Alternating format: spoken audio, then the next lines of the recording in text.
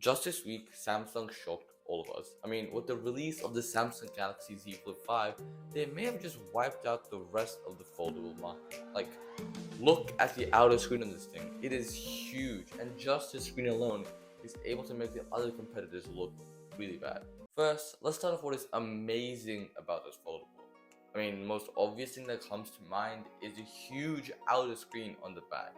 And the huge outer screen also enables you to have around 13 different widgets, and Samsung says there's more to come as well, and they're all really cool in their own ways, but most of all, they prevent you from scrolling some random social media app for hours on end without you realizing what the time is. Not only does this huge outer screen enable heaps of widgets, but it also enables you to make your phone, well, act like you. I mean, there are a bunch of customization options in the settings to make your phone have character and stand out from the rest of the Samsung Galaxy Z Flip 5s. And something else that may not seem as noticeable is the hinge. I mean, the hinge looks almost exactly the same as last year, except that now it folds completely flat rather than having a weird triangle gap which looks really weird. I mean, this obviously helps with the thickness of the phone, but also prevents dust and sand from getting its way into the hinge, which would almost definitely break the phone. But what's the catch? I mean, for starters, the crease, the huge crease that is on the phone.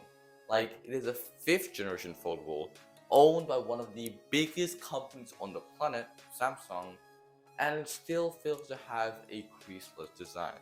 And it isn't even like the technology hasn't even been invented. Like, the Oppo Find N2 Flip has basically no crease, and Samsung can't do it for some reason. And secondly, the cameras aren't exactly flagship quality. I mean, I understand that, to fit a sensor into half the thickness of a normal phone is really hard to do because it prevents the sensor from being big, and a not big sensor equals not good images. But then again, this is Samsung we're talking about, and Samsung is the innovator company. And I just find it surprising that they haven't found a way to, stop this from being bad. But in the end, Samsung makes the best foldables out there. They are widely regarded as having the best foldable software experience compared to every other company, and they just have such a big head start in the market.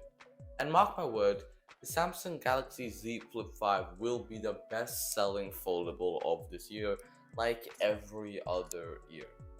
So yeah, that's pretty much it.